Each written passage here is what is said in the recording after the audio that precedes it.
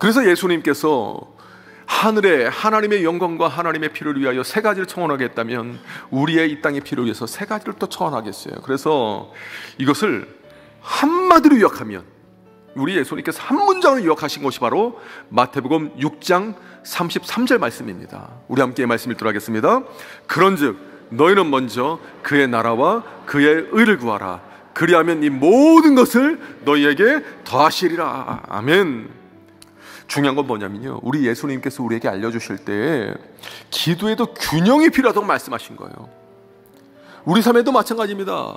우리 식단이든 운동이든 삶의 모든 것이 균형이 필요합니다. 균형을 잃어버리고 불균형이 지속되게 되면 변형이 일어나요. 변형이.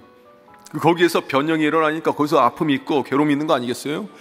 신앙생활도 마찬가지입니다. 신앙생활에도, 특히 기도생활에도 균형이 필요합니다. 그 균형이 무엇입니까? 먼저 그의 나라와 그의 의를 구하는 겁니다. 더불어서 오늘 말씀 보면 기도한 뒤에 예수님께서 무엇으로 마치냐? 기도 후에 찬양하는 걸 볼 수 있어요. 기대하시는 걸 볼 수 있습니다. 예수님에게는 기대가 있었습니다. 주님께서 이루실 소망이 있었습니다. 하나님께서 이 기도를 따라 역사하실 하나님의 능력이 예수님의 비전이 된 것입니다. 하나님께서는 우리의 기도를 따라 역사하세요. 얼마든지 하나님께서는 우리 기도 없이 역사하실 수 있음에도 불구하고 우리의 기도를 통해서 역사하기를 기뻐하십니다. 우리의 기도가 왜 능력이고 영권이냐? 하나님께서 역사하시기 때문이에요. 중요한 건 뭐냐? 우리가 하나님을 찬양하는, 기도하면서 찬양할 수 있는 이유가 무엇입니까? 믿음이거든요. 그렇기 때문에 우리가 기도하면서 피해야 될 자세가 있어요. 첫 번째가 뭐냐? 한번 따라하겠습니다. 기도하면서 기대하지 않는 것입니다. 기도해놓고 기대하지 않는 것은 하나님 무시하는 거예요. 믿음이 없는 기도 아니겠습니까? 지금까지 우리가 살아온 거 때로는 풍족하기도 하고 때로는 부족하기도 했지만, 그러나 지금까지 우리 삶에 가장 필요한 거 하나님께서 주셨기 때문에 우리가 이 자리까지 온 것 아니겠어요? 그걸 우리가 알아야 됩니다. 더불어서 우리가 기도하면서 버려야 될 두 번째 태도가 뭐냐? 한번 따라하겠습니다. 뜻을 모르고 하는 기도입니다. 뜻을 생각하지도 않고 뜻도 모르고 하는 기도 우리가 피해야 돼요. 잘못하면 중언부언 기도할 수 있습니다.